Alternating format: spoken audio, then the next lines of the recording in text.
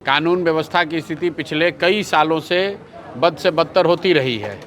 बावजूद इसके जब लोगों ने फिर से उसी सरकार को चुना है तो निश्चित तौर पर उसमें आप सुधार की संभावना नहीं देखना आपको चाहिए। अगर जो गलती हो रही है, जो अपराध हो रहा है, उसके लिए जहाँ तक हो सकेगा जनसुराज के लोग आवाज़ उठाएंगे। जहानाबाद में नीट की छात्रा के साथ जो जघन्य अपराध हुआ, आपको याद होगा पुलिस प्रशासन ने सबसे पहले कह दिया कि ये आत्महत्या है, ये कोई रेप या कोई हत्या का मामला नहीं है। सबसे पहले जनसुराज के लोग, मैं खुद जब उन पीड़िता के घर हम लोग गए, उसके बाद सरकार की आंख खुली, उसके बाद एसआईटी का गठन हुआ, उसके बाद पुलिस के 2 अफसर सस्पेंड किए गए।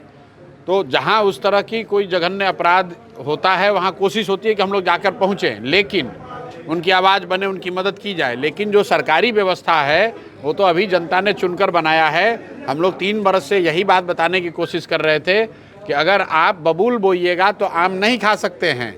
अगर आप एनडीए की सरकार जो आपने चुनी है, जो इस व्यवस्था से आप परेशान थे, जिनके भ्रष्टाचार से, जिनके शासन के दौरान होने वाले अपराध से आप परेशान थे, उन्हीं विधायकों को, उसी सरकार को आप 1-1 लाख 2-2 लाख वोट देकर जिताकर बना दिए, तो निश्चित तौर पर ये स्थिति बदलने वाली नहीं है।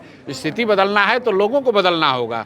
जब वोट देना होता है तो आप वापस उसी को वोट दे देते हैं और फिर समझते हैं कि नई व्यवस्था बन जाएगी। वो तो हो नहीं सकता है।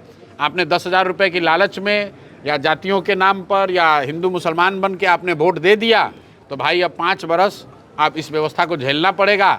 हम लोग की जो भूमिका है समाज के साथ खड़े होने की, उनकी मदद करने की, जो शक्ति जनता ने हमें दिया है उस शक्ति के साथ हम लोग खड़े होंगे, उनकी आवाज़ बनेंगे, उनकी मदद करेंगे।